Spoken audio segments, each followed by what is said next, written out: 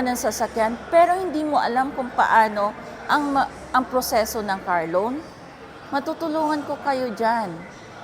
This is Montero GLS Automatic 2025 model. Mid-size SUV na with 7-seaters diesel engine. Kung gusto nyo kumuha ng Montero, pwede ko kayong matulungan. Ito yung Montero natin 2025 model. Ang SRP niya is 1,899,000.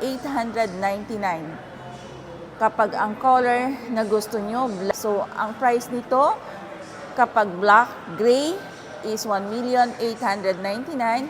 And then kapag diamond white is add-on tayo ng 15,000. So 1,914,000.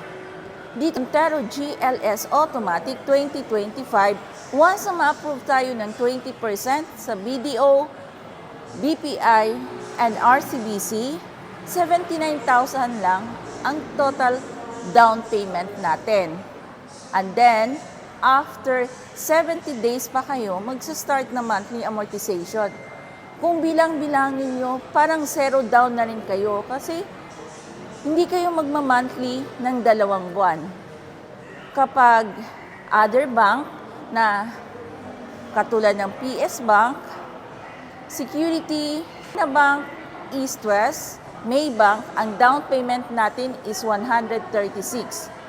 And then, after 2 months pa kayo, bago mag-start ng monthly amortization.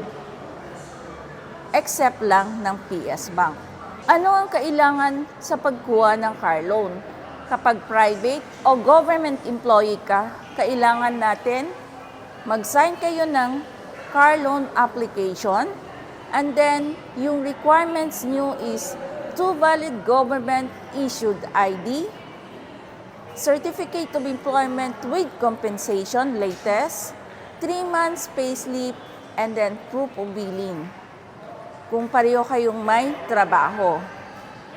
Pag OFW tayo, ang kailangan po natin, kung nasa ibang bansa po kayo, kung sino po yung remittance natin dito sa Pinas, siya po ang magiging principal and then co-maker.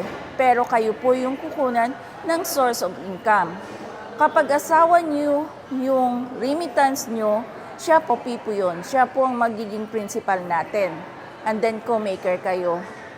Ang mga requirements na dapat yung i-prepare is yung Certificate of Employment with Compensation, latest, or kaya latest contract, passport nyo, and 1 Philippine government ID. 3 months payslip nyo o sa magiging principal nyo, kapag may trabaho siya, same na kailangan niya rin mag-provide ng Certificate of Employment with Compensation, 2 valid government issued ID, 3 months remittance latest, and then proof of billing. Kapag wala pong trabaho, ang remittance dito, 2 valid government issued ID lang, and then 3 months latest na remittance.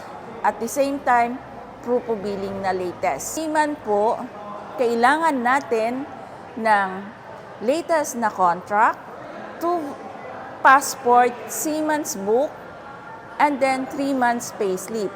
And then yung co-maker natin, kapag may trabaho, kailangan din ng 2 valid government issued ID, Certificate of Employment with Compensation, 3 months remittance, and then proof of billing.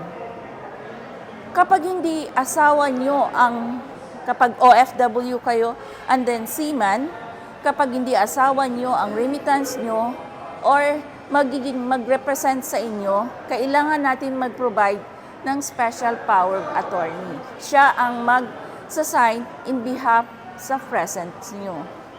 Kaya kapag married kayo, kapag asawa nyo, marriage consent lang. Willing ba kayong kumuha?